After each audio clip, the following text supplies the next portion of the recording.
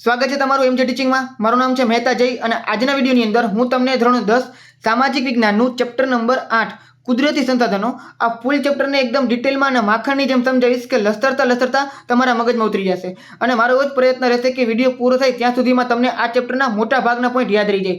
એટલે વિડીયોને છેલ્લે સુધી જરા પણ સ્કીપ કર્યા વગર અને ધ્યાનથી જોજો, બરાબર છે। અને દરેક વિડીયોની જેમ આ વિડીયોમાં પણ હું તમને આ ચેપ્ટરના ખૂબ જ મોસ્ટ આઈએમપી પોઈન્ટ હાઇલાઇટ કરીને આપવાનો છું। અને આ બધા પોઈન્ટ વાંચ્યા પછી તમારે એક પ્રકારની ગાઈડ કે ચોપડી વાંચવાની જરૂર નહીં પડે, કેમ કે આ બધા પોઈન્ટ તમારી બધી વસ્તુ કવર થઈ ગઈ છે અને તમને આ પોઈન્ટ વાંચ્યા પછી દરેક પ્રશ્નના આન્સર આવડતા હશે। એ પછી 1 અને 2 માર્કવાળા નાના પ્રશ્નો હોય કે 3 અને 4 માર્કવાળા મોટા પ્રશ્નો હોય, તમને બધી વસ્તુ આવડી જશે। શરત એટલી છે કે તમને આ પોઈન્ટ આવડવા જોઈએ, બરાબર છે। એટલે આ બધા પોઈન્ટ તમે એકવાર ધ્યાનથી જોઈ લેજો અને વાંચી લેજો। અને સિવાય વિડીયોના એન્ડમાં આ ચેપ્ટરમાં પાછલા 4 વર્ષના પૂછાયેલા બોર્ડની એક્ઝામના ક્વેશ્ચન પણ તમને આપવાનો છું આન્સર સાથે, એટલે તમને ખબર પડે કે આ ચેપ્ટરમાંથી બોર્ડની એક્ઝામમાં કેવા પ્રકારના પ્રશ્ન પૂછાય છે અને તમારે કેવી રીતના તૈયારી કરવી જોઈએ, બરાબર છે। એટલે એ પણ તમે ધ્યાનથી જોઈ લેજો।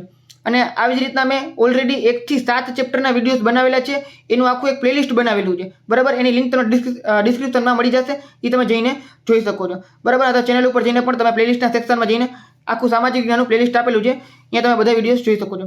અને આ ચેપ્ટરની આખી જે પીડીએફ છે એ તમે ફ્રીમાં મળી જશે અને એના માટે તમારે ટેલિગ્રામ ચેનલ જોઈન કરવી પડશે, એની લિંક તમને ડિસ્ક્રિપ્શનમાં મળી જશે, બરાબર। એ તમે જોઈન કરી લો, અહીંયા તમને આ ચેપ્ટરની ના સિવાયના બધા ચેપ્ટરની પીડીએફ મળી જશે, ક્લિયર છે।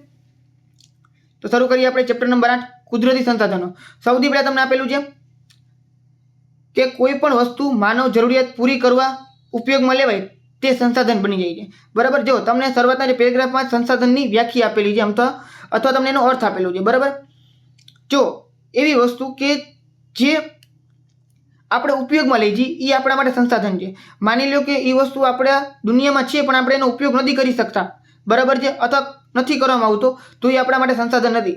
જેમ કે જ્યારે ક્રૂડ ઓઇલ આપણે જમીનમાં હતું જ, બરાબર, પહેલાં હતું, વર્ષો પહેલાં હતું, રાજા મહારાજાના જમાનામાં પણ હતું, પણ એ લોકો એનો ઉપયોગ ના કરતા કારણ કે એને ખબર નહોતી કે આનું કરવું શું, બરાબર છે।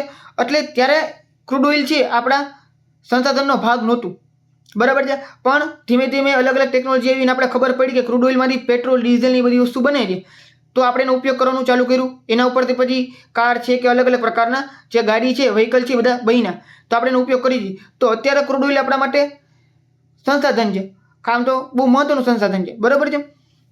તો જે વસ્તુ આપણે માનવ જે ઉપયોગમાં લઈ છીએ, આપણી જરૂરિયાત માટે પૂરી કરવા માટે આપણે જે ઉપયોગમાં લઈ છીએ, આપણે એને શું કહીએ છીએ? સંસાધન કહીએ છીએ, બરાબર છે। હવે સંસાધન અલગ અલગ ઉપયોગો આપણે જોઈ કે સંસાધન કેવી રીતના ઉપયોગમાં આવે છે। તો જો સંસાધન ખોરાક તરીકે આપણે ઉપયોગમાં આવે છે, તમે જોઈ શકો છો ફળો છે, ખાદ્ય પદાર્થો છે, ખાદ્ય પાક છે, દૂધ છે, પછી તેની બનાવટ, પછી માંસ, માછલી, મધ, આ બધી વસ્તુનો આપણે ખાદ્ય સામગ્રી તરીકે ઉપયોગ કરીએ છીએ। તો આ બધા આપણા માટે શું કહેવાય? સંસાધન કહેવાય। મતલબ કે જેટલા ખાદ્ય પદાર્થ છે એ આપણા માટે ખાદ્ય સંસાધનની અંદર આવે, બરાબર છે।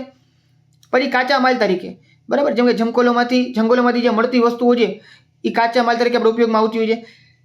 પશુનું ઊન છે, ચામડું છે, પછી માંસ છે, આ બધું કાચા માલ તરીકે ઉપયોગમાં આવે છે। હવે તમે જો કાચો માલનો મતલબ શું થાય કે જે આપણે ડાયરેક્ટ ઉપયોગ ના કરી શકીએ, એના ઉપર કંઈક પ્રોસેસિંગ થાય, એના ઉપર કંઈક જે બીજી પ્રક્રિયા થાય, બરાબર છે, પછી આપણે એનો ઉપયોગ કરીએ। જેમ કે ચામડું છે ડાયરેક્ટ ઉપયોગ નથી કરતા, ચામડામાંથી બીજી બધી વસ્તુઓ મળે છે। પછી ઊન છે ડાયરેક્ટ ઉપયોગ નથી કરતા, ઊનમાંથી કપડાં બને, સ્વેટર બને, પછી આપણે ઉપયોગ કરીએ છીએ, બરાબર છે। તો એ બધી શું છે? કાચો માલ કહેવાય છે, બરાબર। પછી માંસ છે, બરાબર, તો આ બધી વસ્તુ છે, ઘણા બધા માંસ તો ડાયરેક્ટ ઉપયોગ કરીએ છીએ, પણ માંસ પણ એક પ્રકારનો કાચો માલ અને ખોરાક તરીકે ઉપયોગ કરવામાં આવે છે, ક્લિયર છે બધી વસ્તુ, બરાબર। એટલે કાચો માલ એટલે શું કહેવાય કે જેના ઉપર પ્રોસેસિંગ થાય ને પછી આપણે ઉપયોગમાં લેતો હોય એને બધી વસ્તુને કાચો માલ કહેવાય। પછી શક્તિ સંસાધન તરીકે, શક્તિ સંસાધનનો મતલબ શું? જેમ કે કોલસો, પેટ્રોલ, ડીઝલ, કુદરતી વાયુ, આ બધી વસ્તુ છે અને ઘર વપરાશ આપણે ઉપયોગ કરતા હોઈએ આ બધી વસ્તુનો, તો એ શક્તિ સંસાધન છે, અથવા જેમાંથી આપણે શક્તિ મળતી હોય, પાવર મળતું હોય। પછી એમાં જો સૂર્યપ્રકાશ, જેમ કે સોલાર પેનલ જે આપણે ઉપયોગ કરતા હોઈએ, પછી પવનચક્કી માટે પવનનો ઉપયોગ કરતા હોઈએ, પછી સમુદ્રના મોજા જે ભરતી ઓટ આવે છે તેનાથી આપણે ટર્બાઇન ફેરવી અને ઉર્જા લેતા હોય, મતલબ કે વીજળી બનાવતા હોઈએ છીએ। તો આ દરેક વસ્તુ છે એ આપણા માટે શક્તિ સંસાધન છે। જો સૂર્યપ્રકાશ પહેલાં હતો જ, બરાબર, જ્યારથી સૂર્યમંડળ છે ત્યાંથી સૂર્યપ્રકાશ છે જ, બરાબર, પણ એનો ઉપયોગ કરતા મતલબ કે એમાંથી આપણે વીજળી મેળવતા થોડાક જ સમયમાં શીખ્યા। આની પહેલાં આજથી જે 150-200 વર્ષ પહેલાં આપણે ખબર નહોતી કે આના આપણે ઉપયોગ કરી શકીએ છીએ, કેવી રીતના? સૂર્યપ્રકાશમાંથી વીજળી મેળવવાનો. તો ત્યારે આપણા માટે સંસાધન તરીકે ઉપયોગમાં ન આવતું એટલું બધું, બરાબર છે. પછી રીતના પવનચક્કી છે, સમુદ્રના મોજા છે, આ બધી વસ્તુ પહેલાં હતી જ, પણ અત્યારે આપણે એનામાંથી વીજળી મેળવી છીએ, તો એ શક્તિ સંસાધન તરીકે આપણે ઉપયોગમાં લઈ છીએ, બરાબર છે. હવે સંસાધનના પ્રકાર, તો અલગ અલગ 3 પ્રકાર છે સંસાધનના. આ તમે યાદ રાખજો, આ તમને પ્રશ્ન પૂછી શકે છે કે સંસાધનના પ્રકારો જણાવો, બરાબર. તો માલિકીના આધારે એના પ્રકાર પડે છે, પુનઃ પ્રાપ્યતાના આધારે પ્રકાર પડે છે, અને વિતરણના આધારે પ્રકાર પડે છે.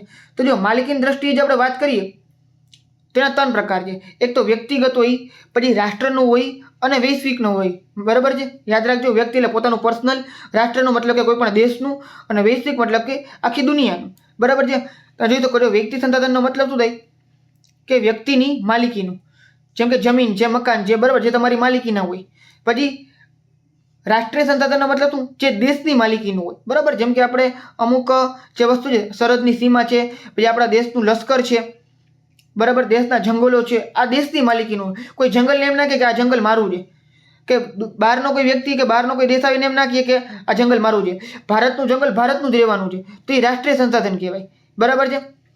વૈશ્વિક માલિકીનો મતલબ શું, જે આખા વિશ્વની માલિકીનું હોય, બરાબર છે, જેના પર કોઈ એક વ્યક્તિનો કે એક રાષ્ટ્રનો જે શું કહેવાય માલિકી હક ના હોય. જેમ કે સંયુક્ત રાષ્ટ્ર સંઘ છે, UN, જેને કહેવાય યુનાઇટેડ નેશન છે, અને આખી દુનિયામાં જે આવતા સમુદ્ર છે, બરાબર છે. તો આ બધી વસ્તુ શું છે કે જે કોઈ પણ દેશનો ભાગ ના હોય તો આખી દુનિયાનો કહેવાય, ક્લિયર છે. વિતરણ ક્ષેત્રની વાત કરીએ આપણે તો એમાં પણ 4 પ્રકાર પડે છે. આ તમને પૂછી શકે છે MCQ ની અંદર, બરાબર છે. ખૂબ જ મોસ્ટ ઇમ્પોર્ટન્ટ, એકવાર ધ્યાનથી જોઈ લેજો. સૌથી પહેલું છે સર્વ સુલભ, મતલબ કે બધી જગ્યાએ મળી જાય, સર્વે જગ્યાએ મળે અને સર્વ સુલભ કહેવાય. જેમ કે વાતાવરણમાં રહેલા ઓક્સિજન છે, બરાબર છે, નાઇટ્રોજન છે, આ બધા જે વાયુઓ છે એ સર્વ સુલભ છે, બરાબર છે. કેમ કે તમે ઓક્સિજન છે એ તમે કોઈ પણ જગ્યાએ રહીએ તમે ઓક્સિજન મળવાનું જ છે. પછી સામાન્ય સુલભ, મતલબ કે સામાન્ય જગ્યાએ તમને મળી આવતું હોય, મોટા પ્રમાણમાં ઘણી બધી જગ્યાએ મળી આવતું હોય, એને સામાન્ય સુલભ કહેવાય. પણ સર્વ ન હોય, મતલબ બધી જગ્યાએ એકને એક વસ્તુ તમને ના જોવા મળે. જેમ કે જળ, પાણી, બરાબર. પાણી આમ તો તમને મોટા ભાગની જગ્યામાં મળી આવે છે, પણ તમે કોઈ રણ પ્રદેશના એરિયામાં જાઓ ત્યાં તમને પાણી ના મળે, પહાડી એરિયામાં જાઓ, પહાડી વિસ્તારમાં તમે જાઓ, બરાબર છે, તો તમને અહીંયા પાણી ના પણ જોવા મળે. એટલે આ સામાન્ય સુલભ કહેવાય. જમીન છે તો બધી જમીન બધી જગ્યાએ જોવા ના મળતી હોય, ગોચર છે આ બધી વસ્તુ, બરાબર. જેમ કે ઘાસ ને એ બધી વસ્તુ ગોચરમાં આવે, તે તમને રણ પ્રદેશમાં જગ્યાએ જોવા ના મળે. પછી વિરલ સંસાધન, વિરલનો મતલબ શું, ક્યાંક જ જોવા મળતા હોય, બધી જગ્યાએ જોવા ના મળતા હોય. જેમ કે પેટ્રોલ છે, કોલસો છે. પેટ્રોલ છે એ તમને ખબર છે ભારતમાં અમુક જ જગ્યાએ જોવા મળે છે. પેટ્રોલિયમના જે પેદાશ છે જમીનમાંથી નીકળતું હોય, બરાબર. પછી સાઉદી અરેબિયામાં છે, ઈરાન છે, ઈરાક છે, આવા જે દેશ છે અહીંયા પેટ્રોલના કૂવા છે ઘણા બધા, એ બધા દેશ પેટ્રોલ વેચીને જ કમાય છે, બરાબર છે. તો એ વિરલ સંસાધન કહેવાય. કોલસો છે તો ભારતમાં ઘણી બધી કોલસાની ખાણ છે, અહીંયા તમને કોલસો જોવા મળે જ છે. યુરેનિયમ, સોનું છે, આ બધું તમને જોવા મળે છે, ઘણા બધા દેશની અંદર જોવા મળે છે, પણ બધી જગ્યાએ જોવા નથી મળતું. અને એકલ સંસાધન, દુનિયામાં 1 કે 2 સ્થળે જ જોવા મળે, વધુમાં વધુ 2 સ્થળે જોવા મળે આમ તો, બરાબર છે. આવા સંસાધનને એકલ સંસાધન કહેવાય. જેમ કે ક્રાયોલાઇટ છે એ માત્ર ગ્રીનલેન્ડમાં જ તમને જોવા મળે છે, બરાબર. ગ્રીનલેન્ડ છે એ ખૂબ જ ઠંડો પ્રદેશ છે, જ્યાં બરફથી છવાયેલો પ્રદેશ છે. નામ એનું ગ્રીનલેન્ડ છે, પણ છવાયેલો છે બરફથી. અને એવી જ રીતે એની બાજુમાં છે આઇસલેન્ડ, બરાબર છે. આઇસલેન્ડ છે ને એ નામ એનું આઇસલેન્ડ છે, પણ અહીંયા બરફ નથી, અહીંયા ગ્રીનરી વધારે, અહીંયા ઝાડ પણ વધારે છે. એટલે આ બે થોડાક ઊંધા છે, નામ જરાક એનું ઊંધું છે. ગ્રીનલેન્ડમાં બરફ વધારે છે અને આઇસલેન્ડમાં ગ્રીનરી વધારે છે, બરાબર. એટલે ગ્રીનલેન્ડ છે અહીંયા તમને ક્રાયોલેટ જોવા મળે છે. ક્રાયોલેટ તમને બીજી કોઈ જગ્યાએ મળતું નથી, એટલે આને એકલ સંસાધન કહેવાય. આ તમને MCQમાં પણ જોવા મળશે, ક્લિયર છે. તો તમને યાદ રહી ગઈ બે વસ્તુ, એક તો માલિકીની દ્રષ્ટિએ અને વિતરણની દ્રષ્ટિએ. બીજી આપણે જો વાત કરીએ તો પુનઃ પ્રાપ્યતાના આધારે એના 2 ભાગ પડે છે, પુનઃ પ્રાપ્ય અને પુનઃ અપ્રાપ્ય. પુનઃ પ્રાપ્યનો મતલબ શું થાય કે જે વારંવાર આપણે મળતું હોય, આને નવીનીકરણીય સંસાધન પણ કહેવામાં આવે છે, બરાબર. જેમ કે સૂર્યપ્રકાશ છે, જંગલ છે, પશુ પક્ષીઓ છે, વારંવાર આપણે મળે છે. પવન ઉર્જા છે, બરાબર છે, સમુદ્રની ઉર્જા છે, વારંવાર આપણે મળવાની જ છે. પછી પુનઃ ઉપયોગમાં ન લઈ શકાય તેવા સંસાધનની વાત કરે એને અનવીનીકરણીય સંસાધન કહેવાય, અથવા તો પુનઃ અપ્રાપ્ય સંસાધન કહેવાય. આના વિશે તમે જે 8મા કે 9મા ધોરણમાં ભણી ગયા હશો, ક્યાંક તમે વાંચેલું હશે, ઇઝી છે, બરાબર. જેમ કે ખનિજ કોલસો છે, પેટ્રોલિયમ છે, કુદરતી વાયુ છે, આ બધી વસ્તુ એકવાર તમે કન્ઝ્યુમ કરી લીધું, મતલબ કે વાપરી લીધું, બરાબર છે, એકવાર સળગાવી નાખ્યું તો એ ધુવાણો બની જાય, એની રાખ બની જાય. આનો તમે ફરીથી ઉપયોગ કરી શકતા નથી, એટલે આ પુનઃ અપ્રાપ્ય અથવા તો અનવીનીકરણીય સંસાધન કહેવામાં આવે છે, ક્લિયર છે. હવે આપણે વાત કરીએ કે સંસાધનનું આયોજન અને સંરક્ષણ માટે જરૂરી બાબતો. હજુ સૌથી પહેલાં તમારે એક વસ્તુ યાદ રાખવી છે કે આ બધા સંસાધન આપણા માટે ખૂબ જ ઉપયોગી છે, બરાબર. તો અને અમુક સંસાધન આપણા માટે વધારે પડતા ઉપયોગી છે અને એનો ઉપયોગ છે બહુ લિમિટેડ છે. ઉપયોગ ઘણો બધો છે પણ એ અવેલેબલ લિમિટેડ છે, મતલબ બહુ ઓછા પ્રમાણમાં છે. તો નજીકના ભવિષ્યમાં એ ખતમ થઈ શકે છે, એટલે એના માટે આપણે એનું સંરક્ષણ કરવું જોઈએ અને લોકોને જાણકારી આપવી જોઈએ એના સંરક્ષણ માટેની. જેમ કે તમને આ ચોપડીમાં ભણવા માટે આવે છે એટલે તમને એની જાણકારી મળે છે. એટલે જે લોકો આ બધી વસ્તુ ભણેલા હશે 10મા ધોરણ સુધી, તે લોકોને ખબર હશે કે આપણા સંસાધન છે અને આપણે એની જાળવણી કરવી જોઈએ, બરાબર. જે લોકો ભણેલા ના હોય એ લોકોને ખબર ના પડે, એટલે આપણે દરેક લોકોને જાણકારી આપવી જોઈએ. સંસાધનોના સંરક્ષણ માટે જરૂરી કાયદા અને નિયમો બનાવી એનો અમલ કરવો જોઈએ, બરાબર. જો કાયદા બનાવવા સહેલા છે પણ એનો અમલ કરાવવો એનાથી વધારે જરૂરી છે. કાયદા તમે બનાવી નાખો પણ અમલ જ ના થાય તો એ કાયદાનો કાંઈ મતલબ રહેતો નથી. એટલે કાયદા બનાવવા અને એનો અમલ પણ કરાવવો જોઈએ. જે સંસાધનો વર્તમાનમાં વધારે હોય તથા ઉપયોગી હોય તેવા સંસાધનોને કરકસર કરીને સાચવી રાખવા જોઈએ નજીકના ભવિષ્ય માટે, બરાબર. જેમ કે અમુક સંસાધન બહુ સસ્તા હોય, પાણી છે, આ બધી વસ્તુ, સૂર્યપ્રકાશ છે, બરાબર છે. જો પાણી છે આમ તો આપણા માટે ફ્રી છે અને બધી જગ્યાએ લગભગ અવેલેબલ છે, ઘણા બધા દેશમાં એની અછત છે. પણ તકલીફ એ છે કે પીવા લાયક પાણી અને વાપરવા લાયક પાણી ખૂબ જ ઓછું છે, બરાબર. આમ આપણે સસ્તા તરીકે મળીએ પણ જ્યાં દુષ્કાળ પડે અથવા અતિવૃષ્ટિ પડે અહીંયા પણ પાણીની તકલીફ પડે છે, બરાબર છે. અતિવૃષ્ટિ હોય તો ચારે બાજુ પાણી પડી વળ્યું હોય પણ પીવાલાયક પાણી બહુ ઓછું બચે છે, ક્લિયર છે. તો આ બધી જગ્યાએ પાણીની તકલીફ પડે ત્યારે પાણીનો યોગ્ય સંગ્રહ કરવો જોઈએ, એનો કરકસરપૂર્વક ઉપયોગ કરવો જોઈએ અને ભવિષ્યમાં આપણા માટે વધે એની કાળજી રાખવી જોઈએ, બરાબર છે. સંસાધનનું પ્રમાણ ઓછું હોય એવા સંસાધનનો વપરાશ પૂરતો જ ઉપયોગ કરવો જોઈએ, બહુ વધારે પડતો ઉપયોગ ના કરવો જોઈએ અને બહુ ઓછા સંસાધન હોય તેને સાચવીને રાખી મૂકવા જોઈએ નજીકના ભવિષ્યમાં. અને જે સંસાધનનો વધારો કરી શકાય તેવા સંસાધનનો વિકાસ કરવાના પ્રયત્નો કરવા જોઈએ. જેમ કે જંગલો છે અત્યારે તો એ કપાઈ છે, તમને બધાને ખબર છે, બરાબર. એનાથી આપણે ગ્લોબલ વોર્મિંગ થાય છે, એનાથી જ આ પૃથ્વીનું તાપમાન વધે છે, બધી વસ્તુ એના લીધે જ થાય છે. તો આવા સંસાધનને આપણે વધારવા જોઈએ. બીજું કે તમને ખબર હોય તો આપણે અત્યારના ખોરાકનો ખાદ્ય સંસાધન તરીકે ઉપયોગ કરતા હોઈએ, મતલબ ખાવા માટે સંસાધનનો આપણે ઉપયોગ કરતા હોઈએ છીએ, બરાબર છે. તો આપણે એનો વધારાનો પ્રયત્ન કરીએ છીએ, અલગ અલગ રીતે ખેતી વધે, ખેતીના પાક વધે, એના માટે આપણે અલગ અલગ કાર્ય કરતા હોઈએ છીએ, બરાબર. હવે આપણે વાત કરીએ જમીનનું, જમીન નિર્માણની. જમીન કેવી રીતના નિર્માણ પામે છે?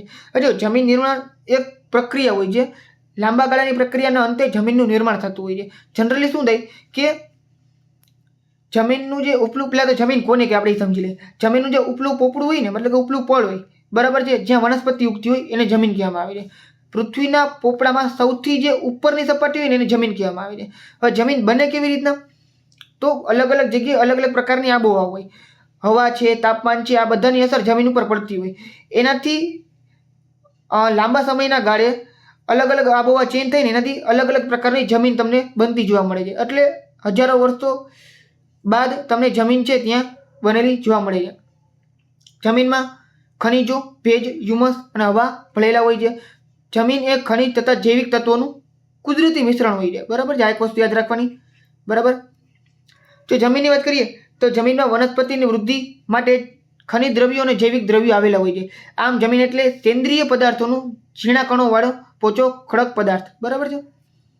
ચાલો હવે આપણે આગળ વાત કરીએ જમીનના પ્રકારની. તો હાલમાં ICAR મતલબ કે Indian council of agriculture research, આ યાદ રાખજો, Indian council of agriculture research, બરાબર છે. આનું ફૂલ ફોર્મ એકવાર યાદ રાખી લેજો. ગુજરાતીમાં એને કહેવાય છે ભારતીય કૃષિ સંશોધન પરિષદ, બરાબર છે. આના દ્વારા ભારતની જમીનના 8 પ્રકારમાં વહેંચવામાં આવી છે. તો યાદ રાખજો, ભારતની જમીનને કેટલા પ્રકારમાં વહેંચવામાં આવી છે? તો 8 પ્રકારમાં.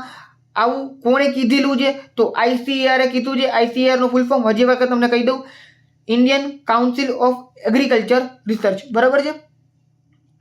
8 પ્રકાર. ઘણા બધા લોકો આને 8 પ્રકારમાં વેચવા માટે કંઈક સૂત્ર બનાવતા હોય, પણ એવું કંઈ કરવાની જરૂર નથી, એમને પણ તમને યાદ રહી જશે, બરાબર છે.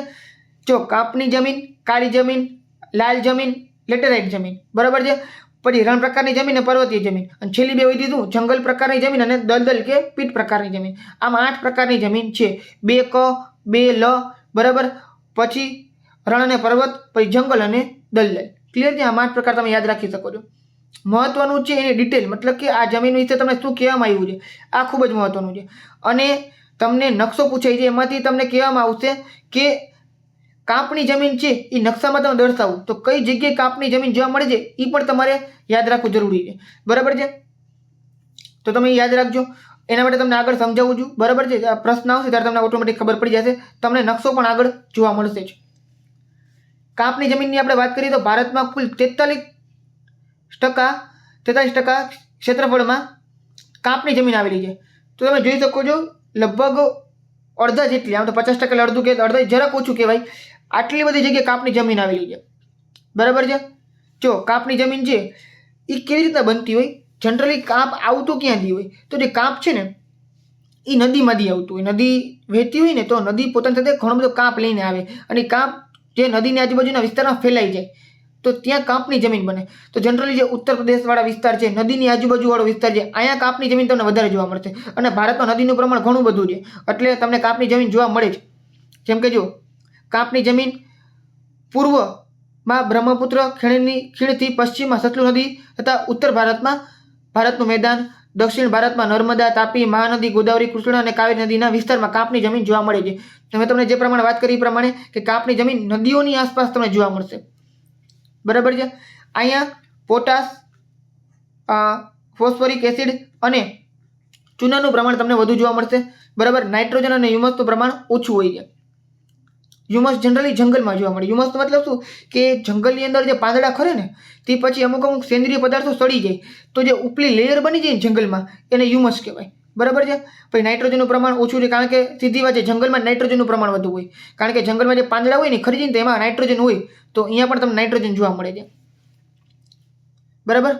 હવે આમાં કયા કયા પ્રકારના પાક થાય છે, તો ઘઉં, ચોખા, શેરડી, શણ, કપાસ, મકાઈ, તેલીબી, આ બધા પાક છે એ તમને જોવા મળે છે. કાપની જમીન તમને ઉત્તર પ્રદેશ છે, ગુજરાત છે, મધ્યપ્રદેશ છે, ત્યાં તમને જોવા મળશે. છત્તીસગઢ, ઝારખંડ, કારણ કે આ બધી નદીઓ આવેલી છે.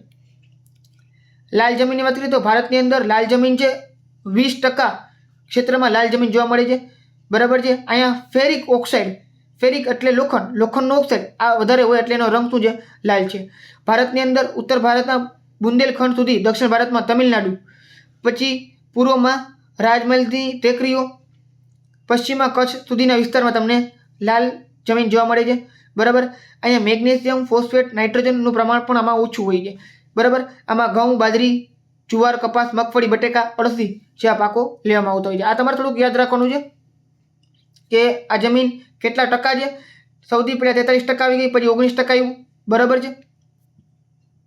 પછી એમાં કયા કયા પ્રકારના પાકો ઉગતા હોય છે ને ક્યાં જોવા મળે છે. કાળી જમીન તો એ 15% છે. બરાબર. કાળી જમીનને રેગુર જમીન તરીકે પણ ઓળખાય છે. યાદ રાખજો, કાળી જમીનને રેગુર તરીકે પણ ઓળખાય છે. કાળી જમીનમાં સૌથી વધારે કપાસનો પાક થાય એટલે કાળી જમીનને કપાસની જમીન પણ ઓળખવામાં આવે છે. અને કઈ કઈ જગ્યાએ છે તો મહારાષ્ટ્ર, મધ્યપ્રદેશ, આંધ્રપ્રદેશ અને કર્ણાટક. ગુજરાતમાં પણ જોવા મળે, કારણ કે ગુજરાતમાં કપાસનો પાક થાય જ છે. બરાબર ને. તો અહીંયા કાળી જમીન છે તો ભરૂચ, સુરત, ડાંગ, તાપી, નર્મદા, વડોદરા આ બધી જે કાળી જમીન તમને જોવા મળશે. અહીંયા લોહ, ચૂનો, કેલ્શિયમ, પોટાશ, એલ્યુમિનિયમ અને મેગ્નેશિયમ કાર્બોનેટનું પ્રમાણ વધુ જોવા મળે છે. અહીંયા કપાસ છે, મગફળી છે, તમાકુ, સરસવ, અળસી, અડદ, કઠોળ આ બધાના પાકો વધારે જોવા મળે છે. આની ભેજ ધારણ ક્ષમતા વધારે છે, યાદ રાખજો, કાળી જમીનની. અને સૌથી વધારે કપાસ ઉગે એટલે કપાસની જમીન પણ કહેવામાં આવે છે. બરાબર છે. એટલે રેગુડ જમીન કે કપાસની જમીન આ બધું કાળી જમીનના છે, સમાનાર્થી છે. બરાબર. લેટેરાઇટ જમીન અથવા તો પડખાઉ જમીન, આની વાત કરી તો લેટેરાઇટ શબ્દ છે એ લેટિન ભાષાનો લેટર પરથી ઉતરી આવ્યો, એને કહેવાય છે ઈંટ. બરાબર. અહીંયા આ જમીન છે લાલ રંગની જોવા મળશે. આમાં પણ લો ઓક્સાઇડ મતલબ કે ફેરસ ઓક્સાઇડ કયો કે ફેરિક ઓક્સાઇડ કયો કે લો ઓક્સાઇડ કે બધું એક જ કહેવાય. બરાબર. એને કારણે એનો રંગ કેવો છે, લાલ છે. અહીં પોટાશ છે, એલ્યુમિનિયમનું પ્રમાણ વધારે જોવા મળે છે. લેટેરાઇટ જમીન છે ફળદ્રુપતા ઓછી હોય છે, એટલે ઓછી ફળદ્રુપ હોય એટલે અહીંયા તમને કપાસ છે કે ધાન્ય છે ઓછા જોવા મળે. અહીંયા તમને શું જોવા મળશે, વધારે કપાસ છે. બરાબર. કપાસ તો ઉગે છે પણ જે ધાન્ય પ્રકારના જે પાક છે ઓછા જોવા મળે છે. તેલીબિયા અને ઓછા જોવા મળે છે. અહીંયા તમને શું જોવા મળે, વધારે કપાસ, ડાંગર છે, રાગી છે, શેરડી છે, ચા, કોફી, કાજુ છે, કારણ કે ઓછી ફળદ્રુપ જમીનમાં પણ આ બધી વસ્તુ ઉગી જતી હોય છે. ડાંગરને પાણીની વધારે પાણી વધારે જરૂર હોય છે, શેરડીને પણ પાણીની વધારે જરૂર પડતી હોય એટલે આ બધા અહીંયા ઉગી જાય છે. બરાબર. એટલે આ તમને ત્યાં પાક ઉગતા જોવા મળશે. લેટેરાઇટ જમીનને પડખાઉ જમીન પણ કહેવામાં આવે છે. તો એ સમજાઈ ગયું. ચાલો રણ પ્રકારની જમીનની વાત કરીએ તો સૌથી ઇઝી યાદ રાખવામાં આ પ્રકારની જમીન છે, કારણ કે રેતાળ હોય, ઓછી ફળદ્રુપ હોય. કારણ કે રણ પ્રકારની જમીનમાં શું હોય, રેતી વધારે હોય, ઓછી ફળદ્રુપ હોય. ક્યાં જોવા મળે તો કે ગુજરાતની અંદર ઉત્તર ગુજરાતમાં એટલે કે કચ્છમાં તમને જોવા મળે. સૌરાષ્ટ્રમાં પણ તમને ક્યાંક ને ક્યાંક જોવા મળે છે. બાકી સૌથી વધારે ક્યાં જોવા મળે, રાજસ્થાનમાં, કારણ કે રાજસ્થાનમાં રણ છે. પછી હરિયાણા અને દક્ષિણ પંજાબમાં તમને જોવા મળશે. પછી સિંચાઈની સુવિધા જો હોય તો આ પ્રકારની જમીનમાં બાજરી અને જુવારનો પાક ઉગાડવામાં આવે છે. બરાબર છે. બાજરી અને જુવાર છે એને મિલેટ કહેવાય, મતલબ કે જાડા ધાન્ય કહેવાય. આ ધાન્ય જાડો હોય, આનો ભાવ જનરલી ઓછો હોય છે અને ઓછી ફળદ્રુપ જમીનમાં પણ આ બધા ધાન્ય ઉગી જતા હોય છે. તો બાજરી અને જુવાર અહીંયા તમને પાક ઉગતા જોવા મળે છે. પછી પર્વતીય જમીન છે, બરાબર. જો જંગલ પ્રકારની જમીન અને પર્વતીય જમીન બે તમને હિમાલયમાં જોવા મળશે. બરાબર છે. આ જમીન જો હિમાલયમાં 2700 થી 3000 મીટર સુધીની ઊંચાઈ સુધી તમને પર્વતીય જમીન જોવા મળે છે. જેમ કે હિમાલય છે, અહીંયા તમે જાઓ ત્યાં તમને પર્વત જોવા મળે જ છે. અસમ છે, દાર્જિલિંગ છે, ઉત્તરાખંડ જ્યાં તમને પર્વત જોવા મળે છે, હિમાચલ પ્રદેશ છે, કાશ્મીર જ્યાં તમને પર્વત જોવા મળે છે, ત્યાં તમને આ જમીન જોવા મળશે. અહીંયા દેવદાર છે, ચીડ છે, પાઇન છે, આ બધા ઝાડ વૃક્ષો જોવા મળશે. અને આ બધા ઝાડ છે ખૂબ જ લાંબા હોય. ક્રિસમસ ટ્રી તમે જેને કહો, આ બધા તમને અહીંયા જ જોવા મળે. બરાબર છે. પછી આગળ વાત કરીએ આપણે જંગલ પ્રકારની જમીન. હવે જંગલ પ્રકારની જમીન છે ને, આ તમને સહ્યાદ્રીમાં, પૂર્વ ઘાટમાં, મધ્ય હિમાલયમાં, મતલબ કે હિમાલયની અંદર શંકુદ્રુમ જંગલો છે ત્યાં તમને જોવા મળે. મતલબ કે 3000 થી લઈ અને 3100 મીટર ઉપર જે તમને આ જંગલો છે એ જંગલ પ્રકારની જમીન જોવા મળે છે. આ પ્રકારની જમીન તમને જોવા મળે છે. અહીંયા ચા, કોફી, તેજાના પાકો લેવામાં આવે છે.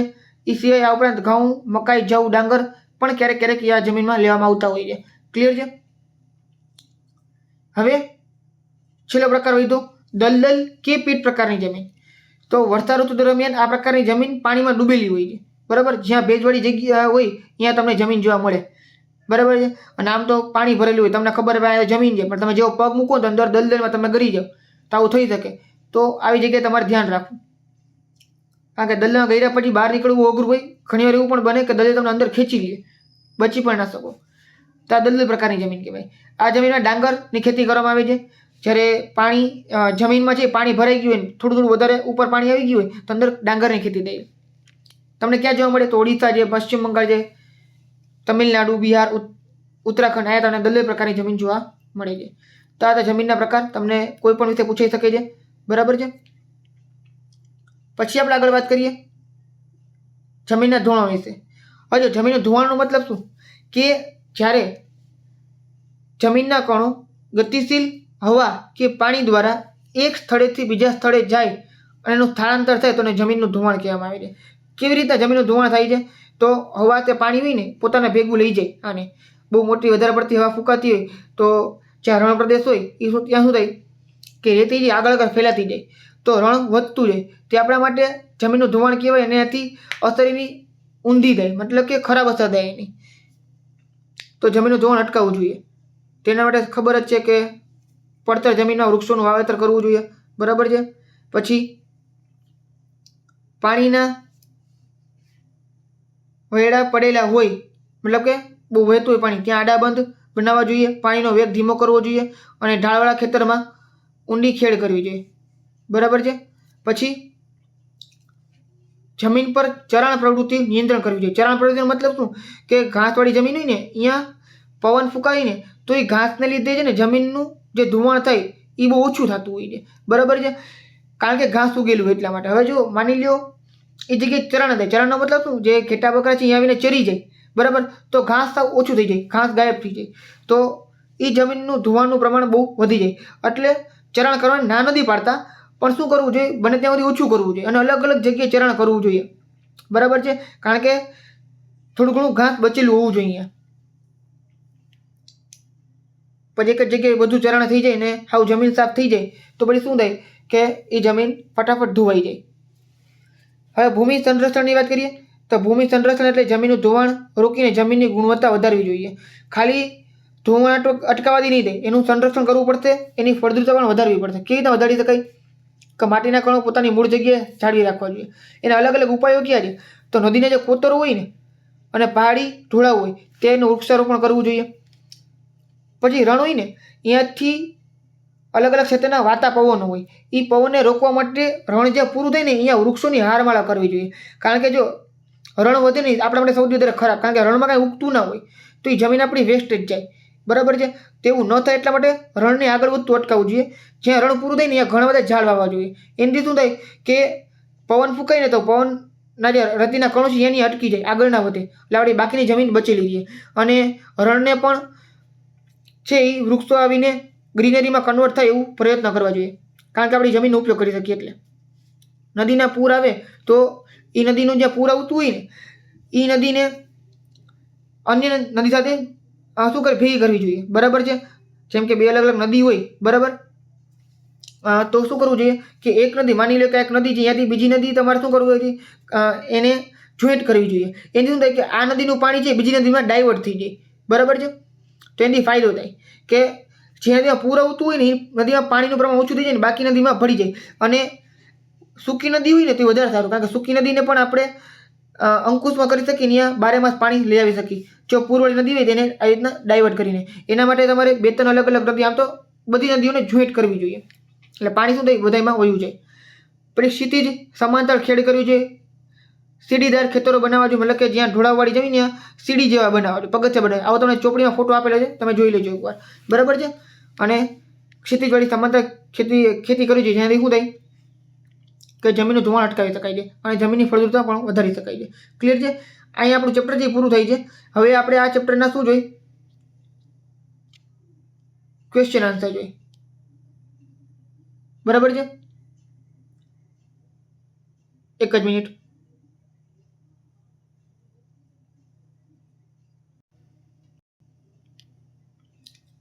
ચલો, તમારા ક્વેશ્ચન આપેલા છે.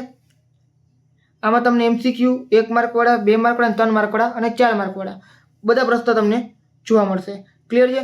આમાં તમને સ્વાધ્યાયના ક્વેશ્ચન આન્સર પણ આપેલા છે અને જે ઈસીએના બોર્ડના પૂછાયેલા ક્વેશ્ચન આન્સર પણ તમને જોવા મળશે. એટલે બધા પ્રશ્ન એકવાર ધ્યાનથી જોઈ લેજો અને વાંચી લેજો. બરાબર છે. સૌથી પહેલાં તમને આપેલા છે વિકલ્પ. પહેલાં તમે જુઓ, દુનિયામાં 1 કે 2 સ્થળે જ મળતું સંસાધન એટલે એક જ સંસાધન. તમને હમણાં પહેલાં કીધું હતું હમણાં, બરાબર ને? ઇઝી છે. જમીનનું નિર્માણ મૂળ ઘટકો ખાલી જગ્યા ઘટકોની ખડકો ખાલી જગ્યાના મળતા પદાર્થોમાંથી થાય છે, તો ખવાણ અને ઘસારાના ધોવાણથી થાય. બરાબર. પછી હાલમાં ભારતીય કૃષિ સંશોધન પરિષદ દ્વારા ભારતની ભૂમિના 8 પ્રકારમાં વહેંચવામાં આવી છે. 8 આપણે સમજી ગયા હમણાં જ. પડખાઉ જમીનનું બીજું નામ લેટેરાઇટ જમીન. સાવિધી છે, એમસીક્યુ સાવ સહેલા હતા. પછી હવે તમને અહીંયા છે ને એક બે શબ્દોના ઉત્તર આપેલા છે. બરાબર. સંસાધન એટલે શું કહેવાય, જમીનનું ધોવાણ એટલે શું, એકલ સંસાધન એટલે શું, તો તમે એકવાર વિડીયોને પોઝ કરીને આરામથી વાંચી લેજો. બરાબર. ઇઝી છે. અને આખી પીડીએફ તમને ફ્રીમાં મળે જ છે ટેલિગ્રામમાં. એના માટે તમારે ટેલિગ્રામ જોઈન કરવી પડશે, એની લિંક તમને ડિસ્ક્રિપ્શનમાં મળી જશે. પછી આપણે આગળ વાત કરીએ, એક બે વાક્યમાં જવાબ. જમીનનું ધોવાણ અટકાવવાના ઉપાયો. બરાબર. જો જમીનનું ધોવાણ એટલે શું તમને આપેલું છે અને એના તમે અટકાવવાના ઉપાયો તમને આપેલા છે. આ તમે એકવાર જોઈ લેજો. પછી પર્વતીય જમીન કોને કહેવાય, તમને આપણે આગળ જોઈ જ લીધું છે, એ જ બધી વસ્તુ લખવાની છે. રણ પ્રકારની જમીન કોને કહેવાય એ તમે જોઈ લીધું છે. બરાબર. જમીનના કેટલા પ્રકારો છે, તો 8 પ્રકારો, એ પણ તમને યાદ રહી ગયા છે. બરાબર. એવું હોય તો એકવાર વિડીયો પોઝ કરી એકવાર વાંચી અને મનમાં બોલી જાવ એક બે વાર, એટલે તમને અત્યારે જ યાદ રહી જાય. બરાબર છે.